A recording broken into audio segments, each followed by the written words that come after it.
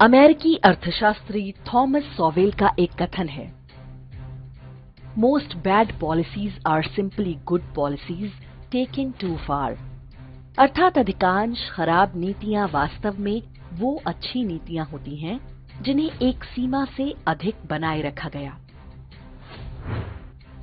अर्थशास्त्र का एक नियम है, क्रमागत उपयोगिता ह्रास नियम या law of diminishing marginal utility.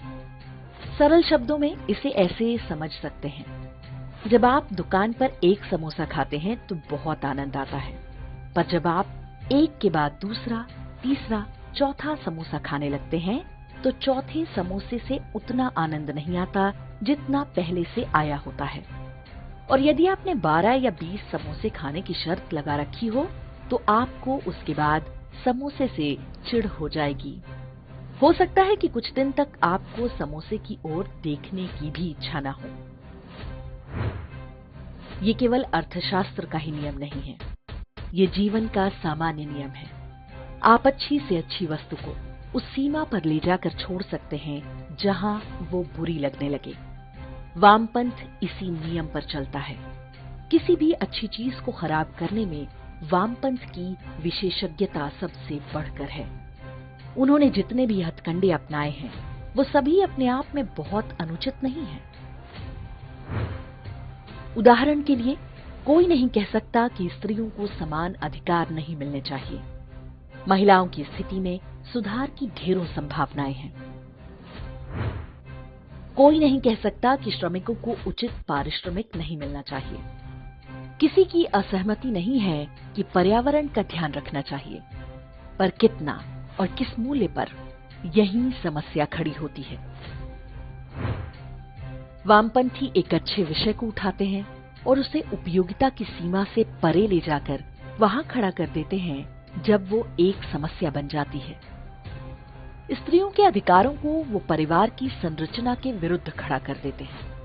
मजदूरों के वेतन के विषय को उद्योगों और उद्योगपतियों के विरुद्ध, और पर्यावरण के प्रश्न को हर प्रकार की आर्थिक प्रगति के विरुद्ध। हर राष्ट्र की अपनी अपनी शक्ति होती है। वामपंथी उसी शक्ति को राष्ट्र के विरुद्ध प्रयोग करते हैं। जब रूस एक औद्योगिक देश था तो उन्होंने श्रमिकों को देश के विरुद्ध खड़ा किया। इसी तरह चीन एक कृषि प्रधान देश था तो उन्होंने किसानों को खड़ा किया। जब 50 से 60 के दशक में सांस्कृतिक मार्क्सवाद अर्थात कल्चरल मार्क्सिज्म आया तो उन्होंने हर देश की सांस्कृतिक शक्तियों को पहचाना, उस पर हमला किया, उन्हें अपने ढंग से परिभाषित करना आरंभ किया। अमेरिका एक ऐसा देश है जो लिबर्टी की नींव पर खड़ा है। स्वतंत्रता का ये उद्घोष उनके स्टैच्यू ऑफ लिबर्टी और नेशनल एंथम में ही नहीं, उनके जन जन के जीवन में रचा बसा है। उनका संविधान लगातार लिबर्टी को परिभाषित करता है और उसकी रक्षा की बात करता है। लेकिन वामपंथी मानसिकता वाले वहां भी पहुंच गए। उन्होंने अमेरिका में लिबर्टी की इसी अवधारणा को हास्यास्पद सीमाओं तक पहुंचा दिया। वो लिबर्टी को वहां तक लेकर गए जहां ये समाज और परिवार के विचार के विरुद्ध प्रयोग किया जा सके। उन्होंने स्वतंत्रता को स्वेच्छाचार, उच्छृंखलता और अराजकता का पर्याय बना डाला। भारत की सांस्कृतिक शक्ति है परिवार, संस्कार और अनुशासन। व्यक्ति के ऊपर परिवार का अनुशासन, परिवार के ऊपर समाज का। पर क्या इस अनुशासन को भी उस सीमा तक ले जाना संभव है जहां से उसके नकारात्मक प्रभाव आरंभ हो जाएं? बिल्कुल संभव है। जहां स्वतंत्रता के नाम पर सामाजिक संरचना और अनुशासन को नष्ट किया जा सकता है, वहीं अनुशासन के बहाने से व्यक्ति की बौद्धिक स्वतंत्रता को छीना जा सकता है। भारत में यही काम चल रहा है। सरकार भले ही उनकी नहीं है, लेकिन फिल्मों, मीडिया और विश्वविद्यालयों से लेकर न्यायपालिका में बैठे वामपंथी जज और सरकारी अधिकारी बड़ी सफाई से अपने अंदर का जहर समाज पर थोप रहे हैं। किसी भी निर्णय का सबसे महत्वपूर्ण बिंदु ये है कि वो निर्णय कौन ले रहा है, और अगर निर्णय वामपंथी व्यक्तियों, विचारधारा या मनोवृत्ति के हाथ में है तो आप आश्वस्त रहें, वो अवश्य इसे अति की सीमा तक ले जाएंगे। अगली पीढ़ी दोनों तरफ से वामपंथियों के हाथों में जा रही है।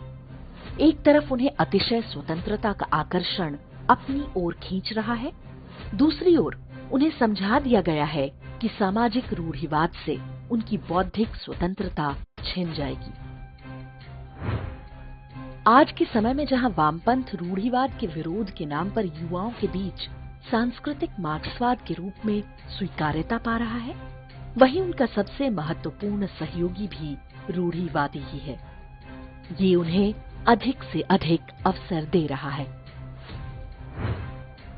वामपंथ जिस स्वतंत्रता का दिवा स्वप्न देख रहा है, वो वामपंथ के मूल चरित्र का कभी हिस्सा ही नहीं रहा। ये समझना होगा कि व्यक्तिगत स्वतंत्रता के नाम पर जो बातें समाज पर थोपी जा रही हैं, वो वास्तव में हमें परतंत्र बनाने के लिए हैं।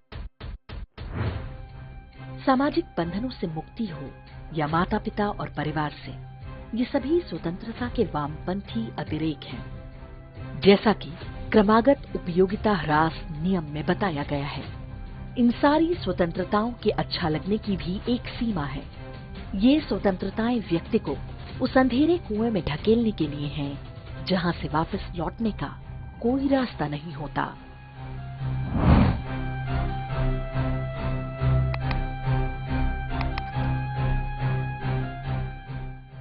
इंडेक्स ऑनलाइन के वीडियो समाज को समर्पित हैं।